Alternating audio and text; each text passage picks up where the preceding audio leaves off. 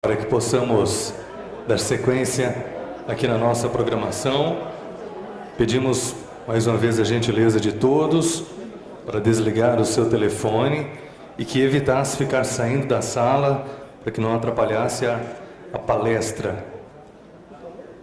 Gostaria também que todos nós iremos passar uma lista e vocês irão anotar o nome, o e-mail, para que seja entregue o certificado em seguida, ok?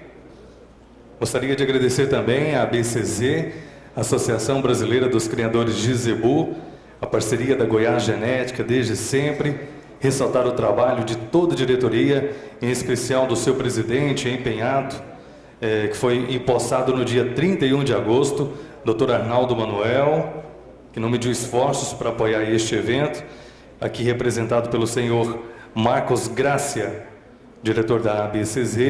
Queremos enfatizar que nesta quinta-feira o Dr. Arnaldo Manuel, presidente da ABCZ, estará aqui conosco.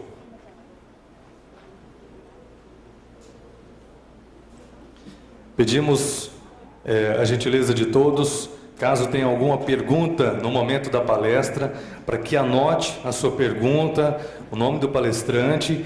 Nós teremos na nossa programação um momento em que será realizado um debate, e esse será o momento em que você fará a sua pergunta, ok? Então, a gentileza de todos para anotarem a sua pergunta, endereçada ao palestrante, e no momento apropriado, você ficará à vontade para fazer a sua pergunta e tirar a sua dúvida. Bem, dando seguimento na nossa programação, iniciaremos falando sobre o melhoramento na qualidade da carne divisor de águas. E quem irá tratar desse assunto será a professora doutora da USP Veterinária, com mestrado e doutorado e pós-doutorado em zootecnia, possui experiência em produção animal e qualidade de carne, atuando principalmente com a produção animal e os interesses da indústria e do consumidor. Ela também é consultora da ANCP e da Associação Brasileira de Angus. Convido agora a doutora Angélica Simone.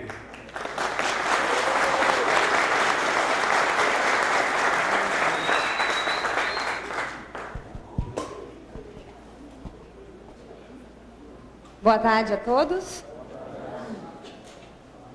Gostaria primeiramente de agradecer aos patrocinadores e aos coordenadores do evento da 6ª edição do Goiás Genética, em especial o Dr. Cláudio Magna Bosco e a todos os outros pesquisadores aí da Embrapa, que eu tive o prazer de conhecer nesses dias, e dizer que realmente é um prazer muito grande retornar a Goiânia.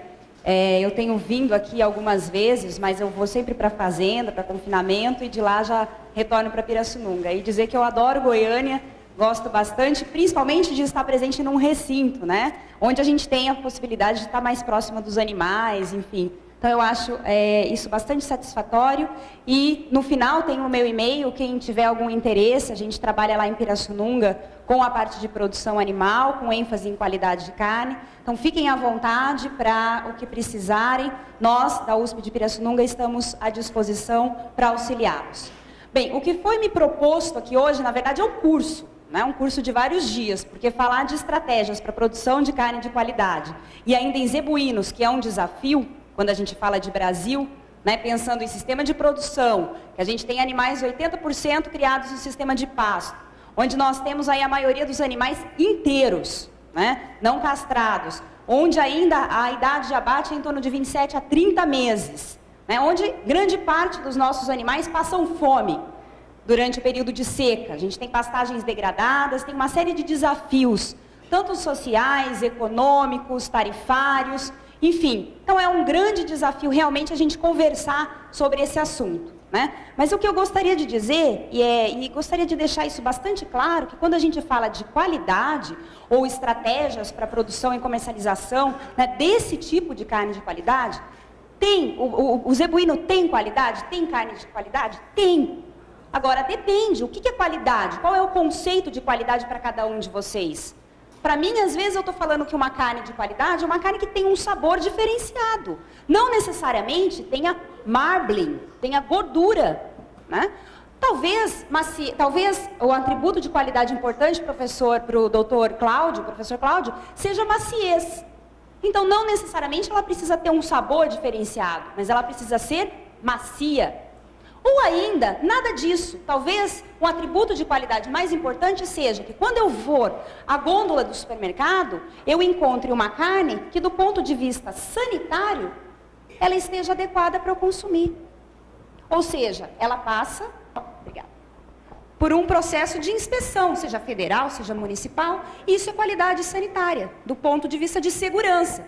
Então, vocês estão vendo que o conceito é muito relativo, né? Mas é importante que a gente agrade um determinado consumidor. Talvez seja o momento de eu produzir para um nicho de mercado alguns atributos de qualidade que sejam importantes para eu produzir esse produto. Por exemplo, maciez. Por exemplo, gordura intramuscular, ou marmorização, ou marmoreio, ou marbling, ou mármore, seja lá o que lá seja, né? Então, para isso, a gente precisa entender o consumidor, que hoje está cada vez mais exigente, ele está ainda uma pequena parcela, mas está disposta a pagar mais por esse produto de qualidade, seja ela a qualidade intrínseca ou extrínseca desse produto. Então, é mais ou menos isso que a gente vai conversar bastante brevemente nessa minha palestra. Bom, então, quando a gente fala de produto, né, como é que a gente valoriza um produto? Existem alguns critérios. Condições macroeconômicas do país. Nosso país tem passado por uma crise muito séria, mas o que a gente tem visto nos últimos anos é que tem aumentado a renda do consumidor, a receita. Com isso, a gente sabe que, consequentemente, aumenta...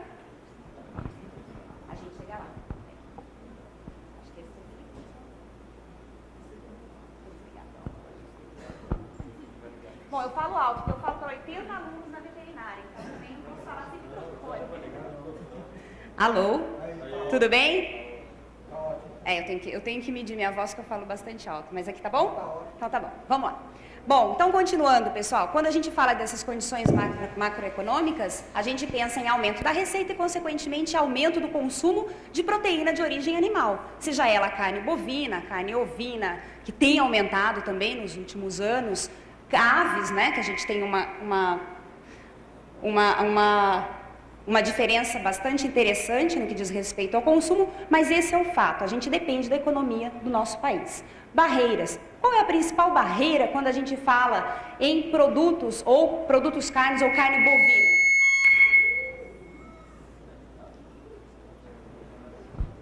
Não tá ligado? Hein, pessoal? Barreira, quando a gente pensa de barreira sanitária. Só dizer. A gente chega lá. Ainda bem que eu não estou cantando aqui, né? Vamos lá? Barreira sanitária. Qual é o principal empecilho do Brasil? A aftosa, né? Pasmem, Estados Unidos vacina contra a aftosa? Não, né? Mas a gente precisa vacinar. Exceto Santa Catarina, que é livre de vacinação. Então, a gente tem, por exemplo, barreira sanitária, ou barreira econômica, ou barreiras tarifárias. Comercialização, dinâmica de mercados, e aqui entra também a segmentação e essa diferenciação para alguns nichos de mercado que nós podemos atingir. Política e economia não só local, mas global. Né? A gente depende muito do dólar, né? Do custo do dólar, principalmente para o uso de fertilizantes, compra de fertilizantes, e aí está atrelado diretamente à nutrição animal. E as linhas de guias do governo, que a gente está vendo que parece estar tendo uma boa abertura agora para os próximos anos. Bom, então com isso a gente tem alguns exemplos, né? E isso o professor Fernando vai comentar melhor, de atributos ou de atributos de qualidade, de conceitos de qualidade e de certificação em diferentes mercados. Então, selo verde, responsabilidade social, responsabilidade em termos de bem-estar animal, boas práticas de produção, então tudo isso, né, são aspectos que estão englobados para que se atinja esses diferentes nichos de mercados ou mercados.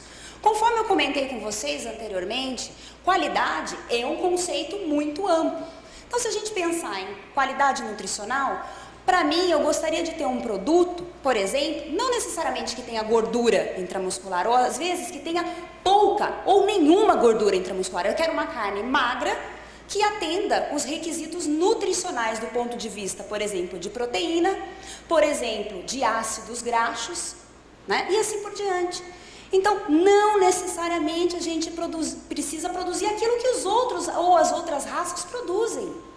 A gente precisa descobrir qual é o mérito ou quais as características que sejam interessantes para atingir um determinado nicho de mercado ou um determinado consumidor. Estados Unidos tem crescido muito o consumo, por exemplo, de carne magra, né? A gente vai ver aqui. Qualidade percebida está relacionada aos aspectos sensoriais. Sabor, suculência. Vocês querem coisa melhor que a gente fizer um churrasco no final de semana? Né? Proporcionar uma carne com gordura, aquela suculência, aquela carne saborosa. Isso não tem preço. Né? Então isso está intrínseco aqui, os atributos sensoriais, de sabor, suculência, maciez e assim por diante. E a qualidade sanitária, que foi o que a gente comentou, o aspecto de segurança alimentar, a questão de inspeção. Bom, qualidade nutricional, se a gente falar de carne, de proteína vermelha, a gente não pode esquecer que ela é rica, né? Já estou comentando, proteína. Então, em torno de 20% é proteína. Carboidrato, no máximo 1%. Ou seja, uma carne magra tem pouco carboidrato. Né? Gordura, varia. Se a gente pensar em carne, a gordura é o tecido mais variável que tem na carcaça.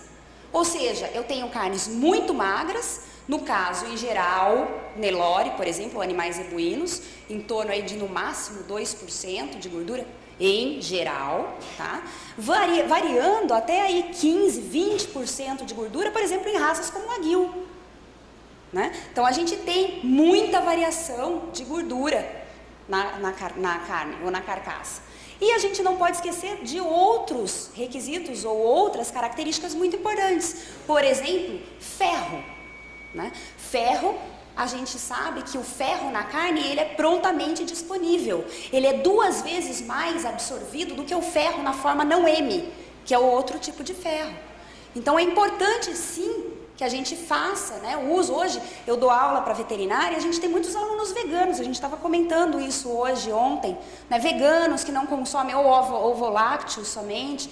É importante para gestante, é importante para crianças que consumam proteína de origem animal. Ah, mas eu tomo complexo B, eu suplemento com complexo B. Ótimo. Tudo bem, mas você tem um custo também para suplementar com complexo B.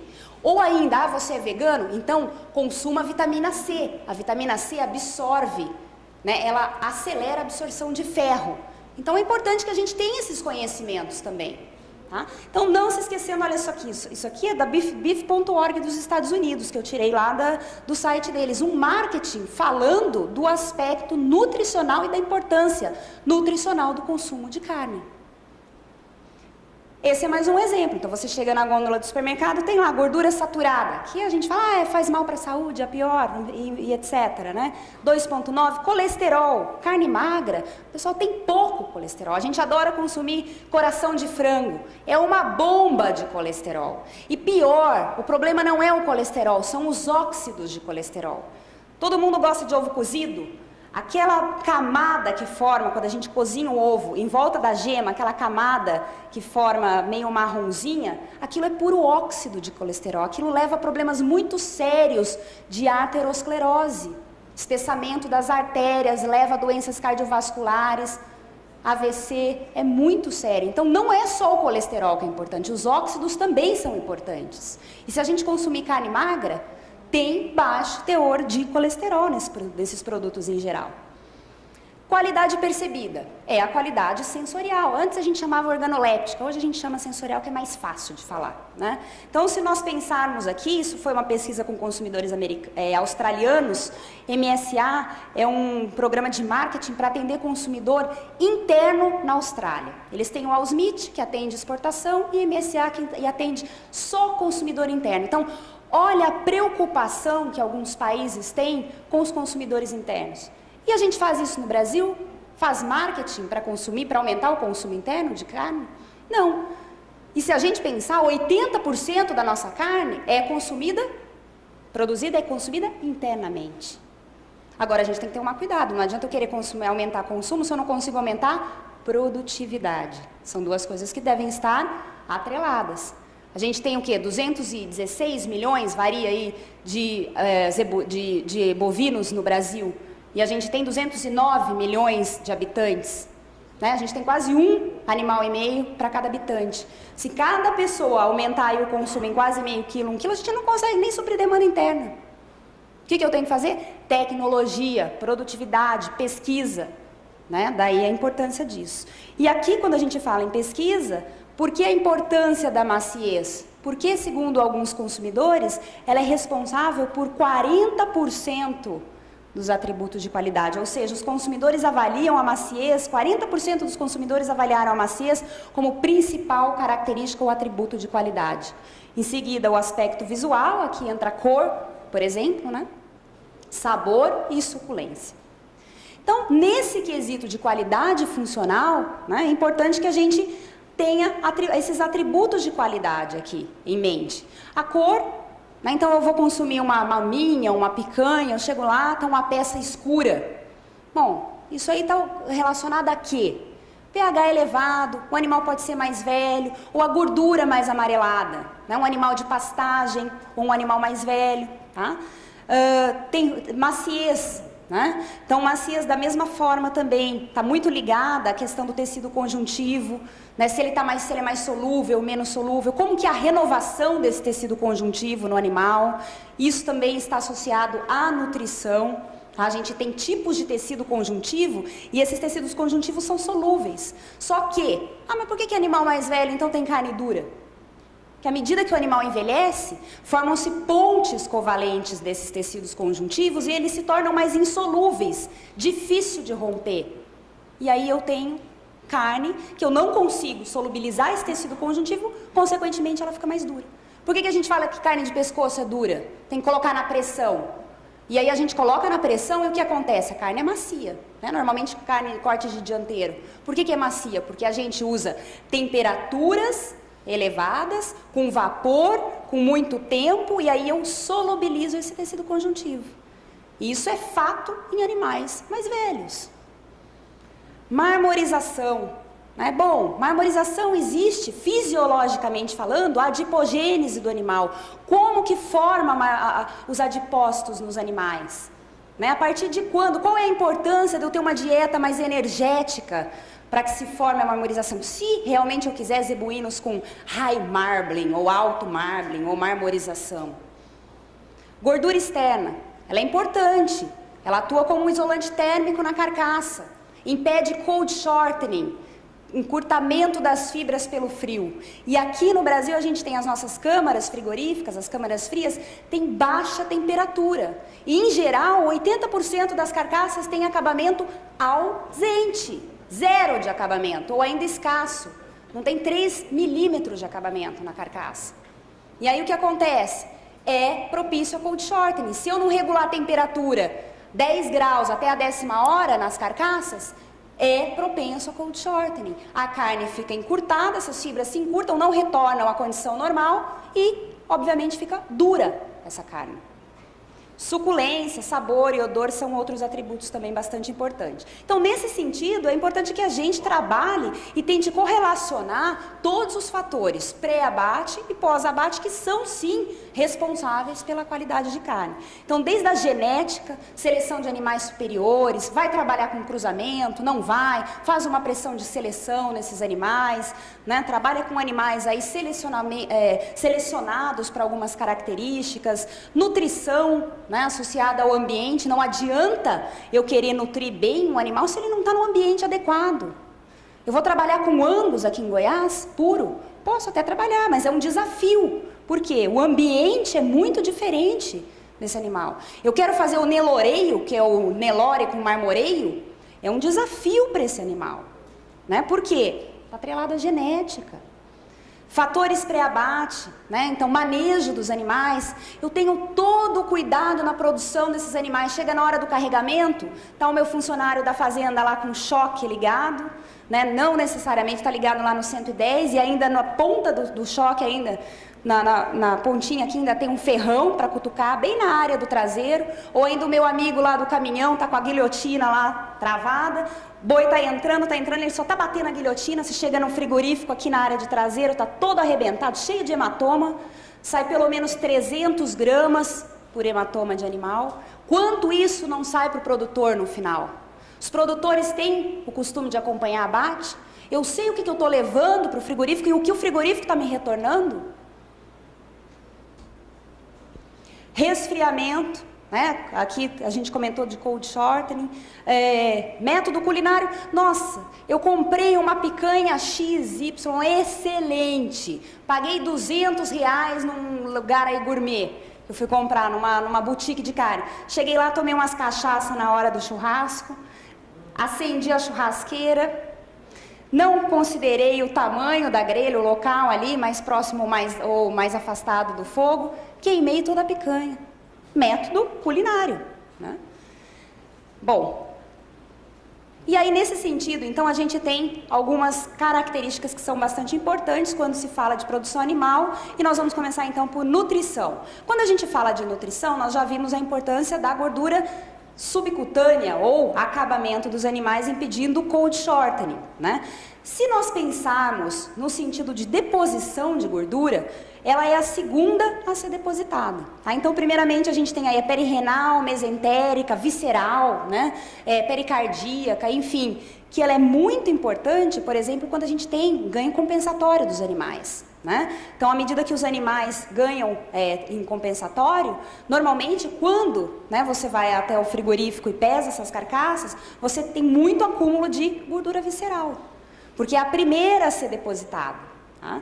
Em seguida aí nós temos a subcutânea, a intermuscular e por fim a intramuscular. E todas essas, por exemplo, em especial a subcutânea, ela está associada a mudanças ou modificações genéticas e de nutrição. Então essa é a espessura, né, que a gente fala a subcutânea, né, aí a marmorização, a gordura intramuscular. Cuidado, porque isso aqui não é gordura intramuscular. São os pontos brilhantes que a gente considera como intramuscular ou marmorização. E a intermuscular, aqui, por exemplo, a gente tem o longissimus dorsi, que é o contrafilé, e outros músculos, latífidos dorsi, músculo quadrado e assim por diante. E aí essa gordura de acabamento, né, que é a espessura de gordura, que ela é importante. Normalmente, nos programas de qualidade, se recomenda que tenha pelo menos 3 milímetros de gordura de acabamento. Tá? Então seria de 3 a 6. Alguns frigoríficos, inclusive, estão fazendo estratificação dessa gordura. Tá? Então, ao invés de ser de 1 a 5, ela estratifica 3 mais, 3 menos, ou 1 mais, 1 menos. Isso é muito relativo e complicado. Por quê? Você treina funcionário, o funcionário precisa ser muito objetivo para avaliar esse tipo de gordura. Mas é interessante, né? Desde que você tenha um funcionário bastante treinado, tudo bem. E é a partir daqui que você pode remunerar o reprodutor. Bom, aí eu preciso fazer conta. É interessante quanto o frigorífico vai me pagar se eu enviar as carcaças, né, os animais com acabamento mediano. E se eu enviar uniforme, será que ele vai me pagar mais de bonificação? E se eu enviar excessivo, será que vai me pagar mais ainda? E cuidado, isso aqui para o frigorífico é interessante? Só que à medida que eu aumento gordura, eu reduzo o músculo. E aí o que tem acontecido hoje, que a gente tem visto em muitos frigoríficos, principalmente nos programas especiais, é que você tem músculos, né, pouco rendimento em cortes comestíveis e muita gordura. Isso é interessante para quem vai fazer hambúrguer. Você retira aquele excesso de gordura, as aparas, o trimming, retira e faz o processamento. Né? Faz hambúrguer que dá dinheiro também. Então, para a indústria é interessante. Agora, e para o produtor? Precisa fazer conta. Então, aqui é um exemplo, né, de 3 a 6 milímetros. Isso aqui é animal cruzado. Tá? Cruzado, zebu e taurino. Outra questão é a gordura, então, intramuscular ou marmorização que a gente comentou. É a última gordura a ser depositada. Por isso que custa caro, por isso demora. Posso modular a deposição dessa gordura? Posso. Como que eu posso fazer isso? Por exemplo, programação fetal. Né? A gente vai ver um pouquinho mais para frente. Então, a marmorização, ela ao nascimento ou no período aí de acabamento, ela realmente é explicada pelo número de pré-adipócitos. E da mesma forma, pode ser influenciado pela genética e pela nutrição. Então, essa gordura intramuscular, a gente tem, né, estabelecido alguns padrões. Tá? Então, aqui, por exemplo, atendendo a Austrália, ao Smith, que é mercado externo, né? Então você tem alguns padrões que estão associados à porcentagem de gordura presente na carcaça. Então, variando desde prime, né, até choice, small, que seria pouco. O que a gente encontra no Brasil? Basicamente isso aqui. Tá? Não tem gordura intramuscular, ou ausente, ou traços de gordura muscular, né, que chega aqui. Isso já é um choice, a gente já vai aumentando aqui a porcentagem de gordura intramuscular. Então, é interessante eu trabalhar, eu modular, eu trabalhar, produzir animais para atender esse tipo de mercado? Não sei. Mais uma vez, o frigorífico vai me pagar? Eu preciso fazer conta. Eu vou entrar num programa especial? Por que é interessante tanto a marmorização? Além dessa questão da suculência que tem, né, você lubrifica as papilas salivares e isso causa uma maior sensação de suculência quando você está consumindo esses produtos. A gente tem também uma variação aqui de sensorial, né, onde foi trabalhado aqui com consumidores, professor Calkins lá dos Estados Unidos, e aí quando você tem muita marmorização, por exemplo, um grau prime, olha só como que é aceitável para os consumidores. Né? E 5,6 dos consumidores, 0,6, declararam que é inaceitável, né? Ou é ruim esse tipo de gordura. Porque os Estados Unidos gostam de carne, em geral, carne com mais marmorização. Né? E aí, se a gente tem pouca marmorização, olha só, subiu para quase 60% de extremamente indesejável. Tá? Isso aqui é perfil de consumidor americano.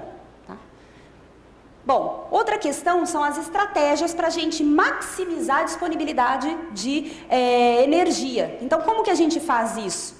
Então, maximiza a energia ou a glicose para a síntese de gordura durante o período de engorda, por exemplo, dos animais, durante a terminação. Por isso que a gente faz, nesse sentido, onde você já tem aumento do tamanho dos adipócitos, é nessa fase de engorda dos animais, onde os animais já atingiram a puberdade, você aumenta o tamanho dos adipócitos e como você aumenta? Em função das dietas de alto concentrado, por exemplo, onde você disponibiliza, então, né, energia líquida em forma de glicose para esses animais. Tá? Então, isso se deve ao aumento principalmente do anabolismo ou de alguns hormônios anabólicos, por exemplo, insulina. Né? Então, a gente está falando aqui de glicose e insulina, estimula a lipogênese, né? Produção, então, dos lipídios, dos adipócitos, dos pré-adipócitos, de preferência, então, esses adipócitos de marmorização, de gordura intramuscular, tá? Para a síntese aí de ácidos graxos.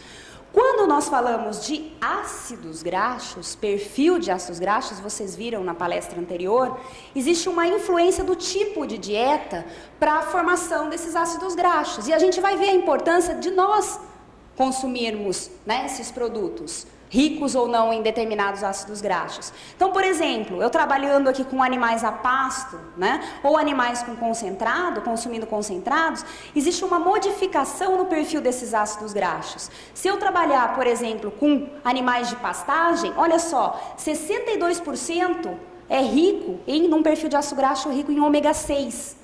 32% aqui em ômega 3, contra só 7% quando os animais foram alimentados em sistemas de concentrado, em concentrado ou confinamento, tá? Dietas ricas aí em concentrado. Então, mostrando que dependendo da dieta, eu altero o perfil de ácidos graxos. Então, por exemplo, linhaça. Puxa, mas eu vou oferecer linhaça para bovinos? Depende. Às vezes eu tenho aí um programa especial, a gente encontra nos Estados Unidos vários produtos enriquecidos com ômega 3 e aqui no Brasil também não é diferente. Né? A gente vê até maionese, não se fala? De N3, rica em ômega 3 e assim por diante. Então a gente tem aqui a linhaça, que ela é rica em ômega 3 alfa-linolênico, que é um ácido graxo de cadeia, que inclusive o EPA, que é o ácido graxo de cadeia longa, que está presente, né, em óleo de peixe, naqueles peixes que consomem aí de águas frias, que consomem algumas algas e que conseguem alongar a cadeia aí para ácidos graxos de cadeia longa. Gramíneas também, como a gente viu anteriormente, é rico em ômega 3, esse perfil de ácido graxo. Por exemplo, o DHA. Né? E isso é interessante porque, do ponto de vista de saúde, nós temos aqui alguns perfis de ácidos graxos, N3, né, alfa-linolênico que a gente viu ali, outro N3, ômega 6, que podem, dependendo da dieta, né? Então, por exemplo, aqui a gente tem óleo de canola, né, óleo de peixe, que são ricos em ômega 3, tem uma função no nosso organismo muito importante do ponto de vista de saúde. Ômega 3 é conhecido por ter efeito cognitivo, melhora da memória, efeito anti-inflamatório, reduz a produção de prostaglandinas, que é muito importante, né? Então efeito baixo colesterol, enfim, né? Uma série de atividade anti-inflamatória, uma série de atividades importantes do ponto de vista de saúde humana. E da mesma forma os ômega 6. Pior, por quê? A gente consome muito ômega 6. Por exemplo, soja, milho, né? Óleo de soja, óleo de milho, essas fontes são riquíssimas em ômega 6. E a gente está alterando a proporção de ômega 6 e ômega 3 nos alimentos que nós estamos consumindo. O ideal é uma proporção de até 4:1. Nós extrapolamos, quando a gente consome principalmente carne de confinamento, animais confinados, para 12, 19, 20:1. Então esse excesso de ômega 6 ele é prejudicial para a saúde, olha aqui, está comprovado, né?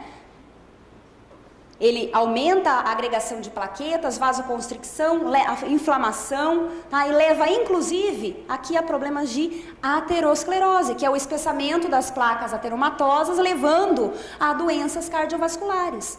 Então aqui foi comprovado, isso na década de 90, pessoal. Isso aqui foi apresentado no ICOMISH, que é o Congresso Internacional de Carnes, esse ano em Bangkok. Mas desde 90 se pesquisava isso. Então você coloca aí óleo, né, faz um tratamento com óleo de girassol, um grupo controle, e aqui eu contendo 80% de óleo de girassol, que é na forma de oleato, olha como que reduz. TBARS é um indicativo de oxidação, tá? De oxidação do LDL, que é o colesterol ruim, né? À medida que eu tenho muito LDL, eu tenho ação de macrófagos e isso leva a problemas de aterosclerose. Então, à medida que se usou, né, a forma rica, 80% aqui disponível de óleo de girassol, isso aqui foi em ratos.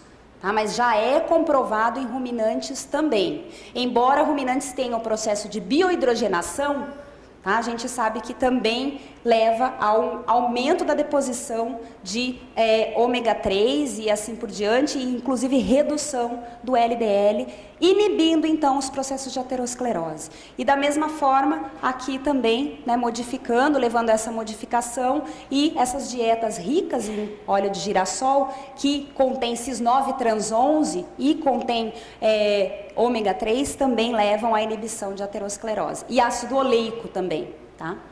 Bom, esse foi um trabalho que nós fizemos junto com o professor Fernando e o pessoal da Unesp, correlacionando, né, geneticamente aí os animais Nelore. Foram trabalhados com, nós fizemos análise de 1000 perfis de ácido graxo em carne de Nelore e mais 2.000 fenótipos para avaliar as características de carne, principalmente gordura intramuscular, maciez e espessura de gordura. E os resultados foram muito interessantes. A gente está publicando agora que quando houve o aumento da gordura intramuscular ou da marmorização, também houve o aumento da proporção de gordura saturada, que ela é ruim para a saúde. Também houve o aumento da monoinsaturado, que ela é favorável para a saúde, e redução dos poliinsaturados. Tá? Ainda a gente fez uma correlação com maciez para testar essa correlação de maciez e ácidos graxos. E nós encontramos uma correlação muito baixa, ou seja, né, à medida que você pode melhorar a maciez, né, você não prejudica o perfil de ácidos graxos. Então a gente tem muito para trabalhar na raça Nelore. Tá? É bastante interessante esses dados aqui. Então a seleção para maciez não alterou o perfil de ácidos graxos na carne. E aí a gente tem nos Estados Unidos, por exemplo, olha aqui, beef, né? Então uma estratégia de marketing, zero glicêmico, ômega 3 e CLA, né? A gente sabe que o ruminante, os produtos lácteos são a primeira fonte de CLA, que tem um efeito muito importante para a saúde, redução de aterosclerose, redução de colesterol, uma série de benefícios. Né? Grass-fed, então o animal aí, grass-finished, então o animal foi alimentado em sistemas de pasto durante toda a produção desse animal, né? E aqui tem uma diferença. O que poderia estar aqui ao invés de um Hereford? É um Hereford, um Nelore. Marketing, né? Olha aqui, grass-fed beef. Então olha o marketing que a gente pode utilizar, né? Nesse sentido. Mais um detalhe quando se fala de animal e alimentação. Tem alguma coisa errada aqui? Tem? Não, isso aqui é perfeito. Do ponto de vista de nutrição e alimentação. Olha o tamanho desse bezerro. E olha o tamanho da vaca, uma vaca cruzada. Né? Então, como que a gente manipula isso? Mais uma vez. Né? Então, a gente consegue com o fator alimentação, né, consegue auxiliar e consegue ter estratégias para melhorar o desempenho e as características de carcaça das progênies, inclusive, desde que eu tenha algumas tecnologias ou estratégias que são utilizadas. Um problema é a questão da restrição de nutrientes. A gente comentou no começo, muitos animais passam fome no período da seca. É importante que essa restrição, e principalmente durante o período gestacional das vacas, ela afeta de forma direta a progênie e o crescimento, né, dessas progênies. Então resulta, consequentemente, obviamente, numa alteração, além do desempenho, das características de carcaça, de maciez, de fibras, tamanho de fibra, tamanho de adipócito, número de fibras, tá? Uma série de problemas aí que vão prejudicar a qualidade dessas progênies, a qualidade da carne dessas progênies. Outra questão que está muito em moda, mas a gente na década de 90 começou a se estudar, é a questão da programação fetal. Cuidado, é diferente programação fetal e restrição de nutrientes. Tá? Então, quando a gente fala de programação fetal, é um estímulo maternal no período de desenvolvimento fetal ao longo do impacto, então, das crias, dos animais, né?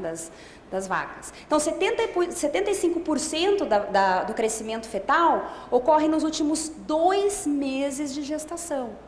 Então, é importante, se eu quiser modular, né, para aumentar tamanho de adipócito ou aumentar número de fibras, que isso consequentemente vai levar a uma alteração do crescimento e do desempenho dos animais, a gente precisa saber onde que vai trabalhar. Quando eu preciso nutrir mais essa vaca?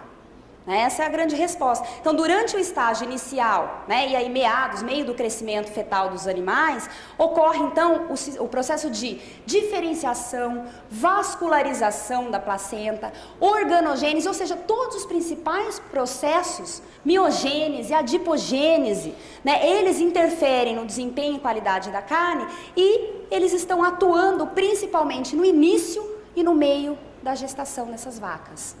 Tá? Então, a restrição, se a gente pensar em nutricional, do 2º ao 7º mês de gestação, leva a principalmente consequências irreversíveis, por exemplo, no número de fibras, que vai resultar a um prejuízo no desempenho desses animais. Na fase de terminação é onde já ocorre o processo de adipogênese, então de formação dos adipócitos.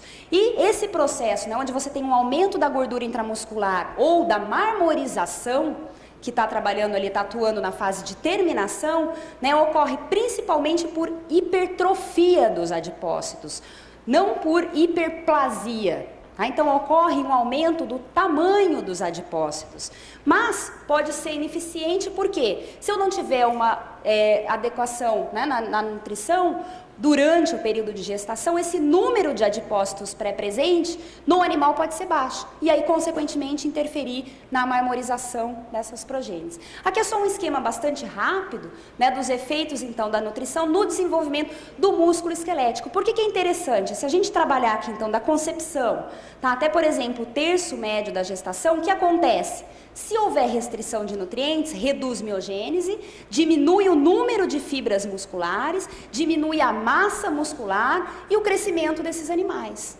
Se eu trabalhar mais aqui no final, né, da gestação, aqui vai até o terço médio, aqui no final eu já vou trabalhar com uma modificação e uma alteração dos adipócitos, da gordura intramuscular, da marmorização. Então isso vai ocorrer uma redução de nutrientes, vai reduzir a adipogênese e vai reduzir hipertrofia, ou seja, tamanho de adipócitos. Qual é a estratégia? Entro com uma nutrição adequada, no período de engorda, por exemplo, para tentar, então, aumentar o tamanho desses adipócitos. Tá? Então, o que acontece, de forma geral, é isso aqui. Né? Então, a eficiência da gestão nutricional, né, em alterar marmorização vem primeiro na fase fetal, depois na fase neonatal e aí a gente pensa lá no final, na fase de desmame precoce, onde os animais estão em torno de 250, depende, né, 250 dias. E aí, após esse período aqui, é que eu vou trabalhar com modulação de adipócitos. Como? Na engorda, no período de engorda, fornecendo dietas de alto concentrado para eu tentar então melhorar ou aumentar o tamanho desses adipócitos e consequentemente a marmorização. Aqui então é só para a gente mais uma vez entender quando ocorre então a hipertrofia, né, mais para o final lá do animal, quando ele já atingiu a puberdade, já vai para a engorda. Então eu tenho um aumento do tamanho dos adipócitos, e aqui por hiperplasia, onde eu tenho um aumento do número de fibras e dos adipócitos também em termos de gordura, né, gordura intramuscular, intermuscular e gordura subcutânea. E varia bastante, é claro que como a intramuscular é a última marmorização, a gente tem aí, né, um período maior para que ocorra então a hiperplasia. Tá? Estratégia.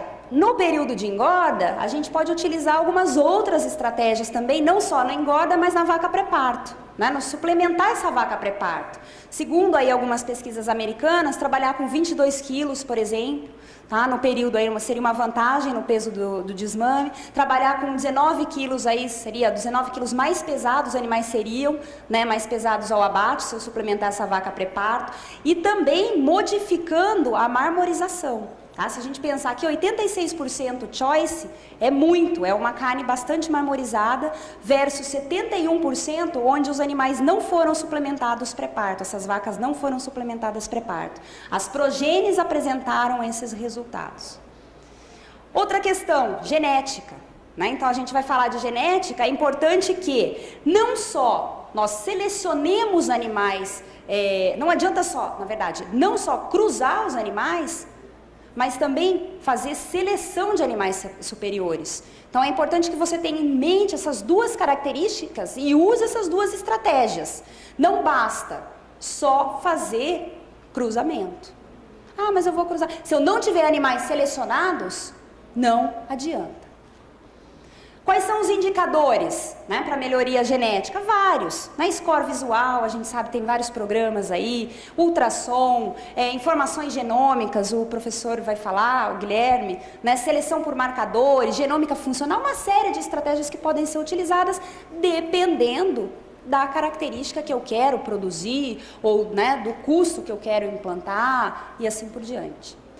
É interessante aqui só a questão da ultrassonografia, porque as herdabilidades são muito próximas quando a gente avalia o animal em vivo, né, por ultrassonografia, e quando a gente vai lá na desossa e avalia a carcaça. Corta lá na 12ª, na região do longíssimos, e avalia a marmorização, área de olho de lombo, cobertura, rendimento. Tá? Então, são muito próximas as herdabilidades, então é bastante interessante. É próximo, né, do estimado na desossa. As herdabilidades são aí normalmente de moderadas, né, para as características de carcaça. Então é bem interessante fazer essa avaliação. E cuidado, quando a gente tem animais mais pesados, obviamente, eu vou ter animais com maior rendimento, né? Isso é fato. Tá? Esse foi um trabalho que nós fizemos aqui, confinados os animais por 127 dias, animais Nelore, fizemos avaliações por ultrassonografia e trabalhamos com progênies de touros da raça Nelore e algumas progênies aí de animais também, Angus e Brahman. Tá? O interessante, esse foi a desossa, né? Nós coletamos a amostra do músculo longíssimos, o professor Cláudio trabalhou com a gente, isso originou a minha tese de doutorado, em 2006, né, e o professor Cláudio trabalhou efetivamente junto com o professor Sainz, com o Fabiano, que vai ministrar palestra aqui de ultrassom para vocês, e aí nós geramos esses produtos aqui e foram avaliados. Então essas progênies foram trabalhadas e avaliadas, e eu queria mostrar para vocês aqui foi o efeito do sexo, né? Nós trabalhamos com machos, fêmeas, mas muito diferente o efeito, muita variação no efeito dessas características. Né? Olha só, a força de desalhamento, isso aqui é animal,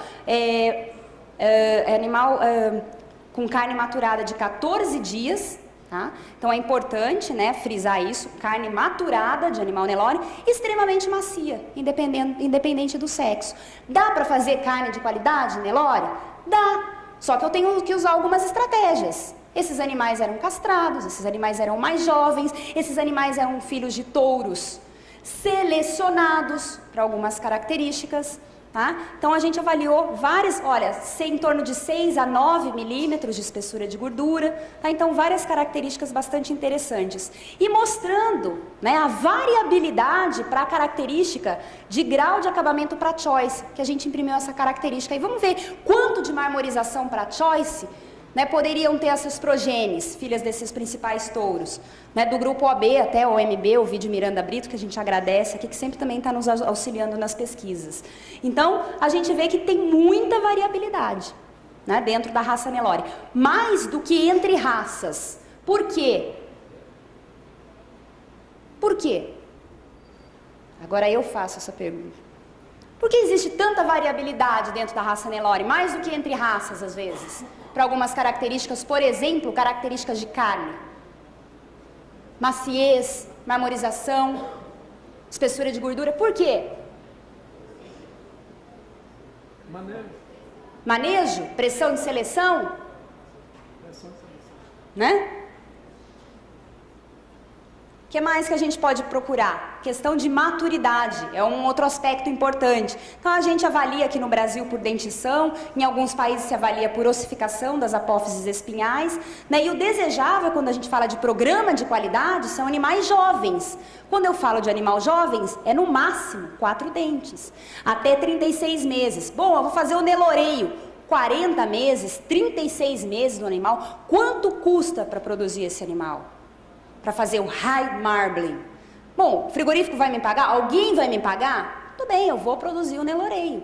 Mas você está indo contra todo o sistema.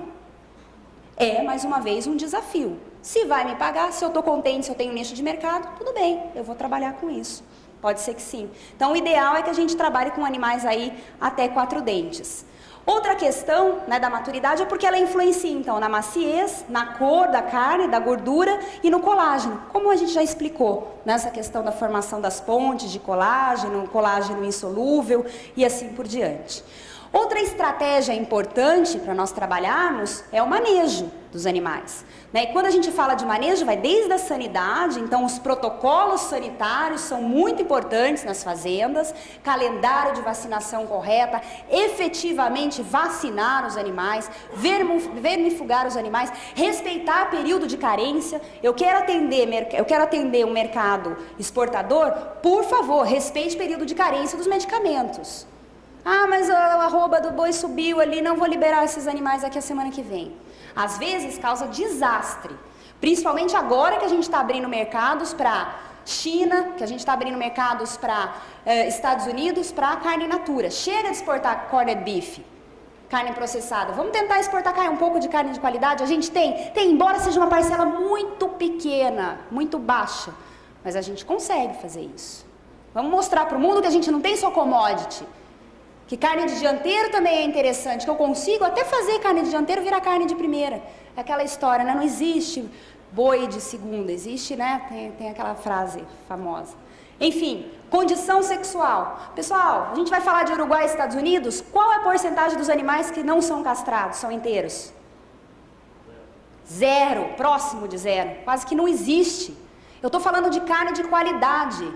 Tem problema de pH. Tem problema muito sério de cor, de conservação dessa carne. Ambiente adequado, bem-estar, manejo racional, isso aqui está diretamente ligado à condição sexual. Animais inteiros são mais reativos, tem maior atividade de beta-adrenérgico, tem maior atividade, consequentemente, de calpastatina, que inibe a maciez da carne. Animais zebuínos têm alta atividade de calpastatina.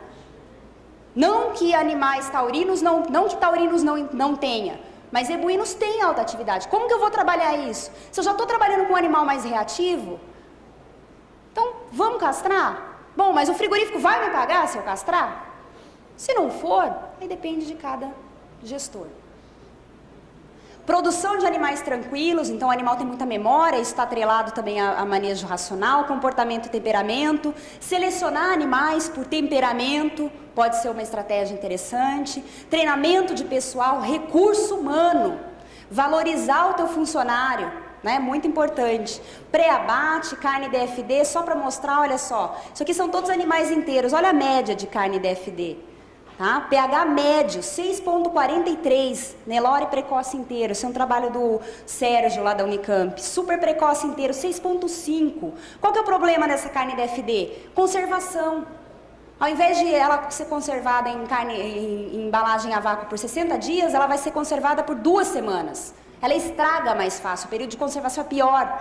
Carne escura, isso aqui é uma maminha, olha a diferença das duas. Esse foi outro trabalho do Stravos, com 900 animais bovinos rastreados e desclassificados. Quando foi desclassificado, quando foi exportação para a União Europeia? 75% dos animais inteiros foram desclassificados, contra 25% dos castrados.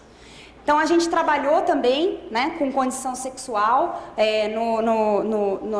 na faculdade, e nós avaliamos aí essas condições sexuais. Animais foram cruzados pertencentes ao programa de carne Angus certificada, com imunocastração, castração cirúrgica, animais inteiros e fêmeas. Em geral, né, a gente fez todas as avaliações de shear force, maciez, cor de gordura, espessura de gordura, área de olho de lombo, pH, né, perfil de ácidos graxos, a gente avaliou bastante coisa. E, no geral, o que a gente sempre observou foi, só queria chamar atenção para isso, os animais inteiros foram piores, né, ou, quer dizer, só melhores na questão do rendimento, tiveram maior rendimento de carne, mas piores em termos de acabamento e em termos de pH de carne, né? E aqui, só para mostrar a importância da maturação dessas carnes para os animais Nelore inteiros, caiu, tá? Para 3, olha, quase 2 quilos a força de cisalhamento. Para vocês terem uma ideia, até 4,5 kg é uma carne macia. Acima de 4,5 kg já é uma carne mais dura. Então, a gente maturou por 14 dias, olha como reduziu a força de cisalhamento, ou seja, amaciou mais a carne, mais do que até nas demais categorias. Então, pode-se melhorar zebuínos? Pode. Nutrição, menor idade ao abate e à puberdade, castração. Aqui tem algumas técnicas pós-mortem, né? Então, maturação, estimulação elétrica com alta voltagem, que faz um aumento de glicólise, aumenta a queda de pH, melhora, né, essa questão aí de maciez. Tender stretch, que é a pendura pelo forame obturador, não pela pelvis também. Isso tudo são algumas estratégias para tentar passar um produto commodity para um produto especial. Então, o que a gente encontra? Açougue aposta em carnes nobres para se expandir. O dianteiro vira o jogo, então não existe mais carne de traseiro e de dianteiro. O frigorífico vai comercializar e comercializa sim. Às vezes, até, todo mundo já ouviu falar nessa parte aqui, o shoulder, né, que é o ombro. Shoulder maturado por 14 dias é carne é paleta. É ali a raquete da paleta que fica em cima, corta em quadradinho, matura 14 dias, você vende por preço de picanha. Né? Então não existe mais. Cota Hilton, aqui também são alguns trabalhos, né, algumas estratégias práticas. 481, isso aqui a gente não tem no Brasil, no Uruguai tem, mas a gente está tentando abrir cota 481, que é diferente porque a cota 481 não tem imposto, não tem tributação, só que os animais precisam ser confinados até 100 dias, até 30 meses no máximo para ser abatidos, tá? No mínimo aí 62% de concentrado, né? Então os animais precisam ter uma dieta de alta energia, tá? E a nossa cota Hilton também, né? Só que com as tributações. A gente está tentando abrir aqui 481, tá? Para atingir mercado exportador. E outro detalhe é que a Hilton também permite animais rastreados e animais em pasto. A 481 não. Então esses são alguns exemplos. Né? Never Ever, que o professor Fernando vai comentar no Uruguai, Lean Ground Beef, o INAC fazendo um trabalho forte de marketing de carne. Eles não vendem carne, eles vendem confiança. Né? Carne Hereford no Uruguai, carne Angus do Uruguai, carne certificada também, clube, né? Natural Club. Só que, olha, uma série de requisitos que são considerados, desde a conformação, terminação, rastreabilidade. pH, pessoal, não pode ter carne superior a pH 5,8. Nosso padrão de pH aqui é muito alto das nossas carcaças. Maturação, as carnes são maturadas pelo menos por 14 dias no frigorífico para atingir esse programa de qualidade. Alguns sistemas de premiação, Nelore natural, acho que todo mundo conhece, né? O tipo de animal, considera pré-classificação, então considera a dentição dos animais, e aí por meio da dentição tem uma pontuação. Acabamento também, então o interessante seria pelo menos gordura mediana, que a gente já comentou, peso de carcaça. Esse aqui é um outro programa de um frigorífico super pequeno que eu dou consultoria, lá perto de Pirassununga. Eles trabalharam com novilhas Nelore, dieta de alto concentrado, extremamente jovens, aqui em torno de 18, no máximo 18 meses, não chegou nem a 20, olha só que bonitinho. A gente fez T-bone, nós fizemos prime rib e comercializamos para restaurantes gourmet em São Paulo. Programa Carne Angus, né? Então considera também praticamente as mesmas características, padrão racial, idade, acabamento, sexo, e aí você tem esse tipo de, né, de produto, de uma carne aí cruzada, de um animal cruzado, Angus Nelore, e aqui, por exemplo, um prime rib, né, com uma folhinha de papel de seda aqui, uma caixa preta, e você entrega de presente para o seu sogro, para sua sogra, se forem legais, né? E aí você entrega de presente, tá? E além disso, existe a certificação nos restaurantes, né? Olha a estratégia dos restaurantes, certifica também o restaurante. Estados Unidos estão aqui com a questão da marmorização e o SDA Choice, então imprimindo o grau de qualidade. A gente não faz tipificação no Brasil, a gente só faz classificação, e mal. A gente está tentando agora implantar um sistema de classificação no Brasil, mas está difícil. A gente está tentando alterar em N9 de 2000, mas está tentando. Tá? Swift Black, né, também tem aí raças britânicas, 481, isso aqui foi uma jogada de marketing interessante do Marcelo Chimbo, do Prime Cutter, e ele criou, tem a cota 481, ele criou a marca 481, atendendo alguns requisitos também, né, e aí olha só, esse é o tipo de costela tira, por exemplo, que ele vende, são carnes 100% comercializadas vindas do Uruguai, ele traz mais de 40 toneladas por mês, e comercializa para os grandes restaurantes gourmet.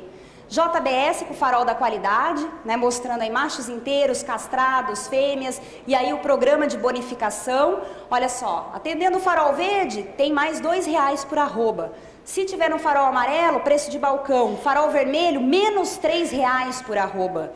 Tá? Então são algumas premissas aí, implantado em 100% das compras de balcão em todas as unidades frigoríficas. Então aqui os protocolos, né, para macho castrado, sinal verde, para macho inteiro também, então respeitando peso, respeitando o acabamento, maturidade e esses principais critérios. E chegando a um desconto de menos R$5 até um acréscimo, né, de R$6 no preço da arroba.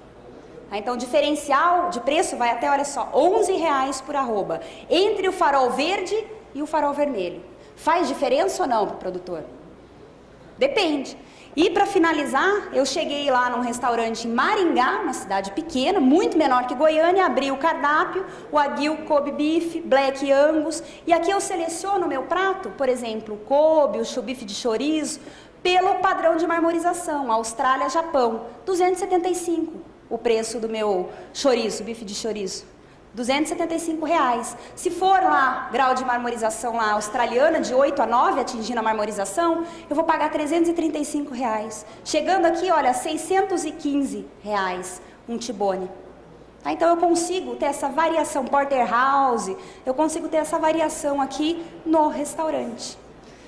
Bom, não fui eu que consumi, foi meu irmão que foi lá e me mandou a foto. O que a gente precisa para fazer então beef at best? Né? Então, boas raças, raças adequadas, processo de seleção, padrão de seleção. E pessoal, eu estou falando de carne de qualidade, eu não estou vendendo commodity, não estou comercializando commodity.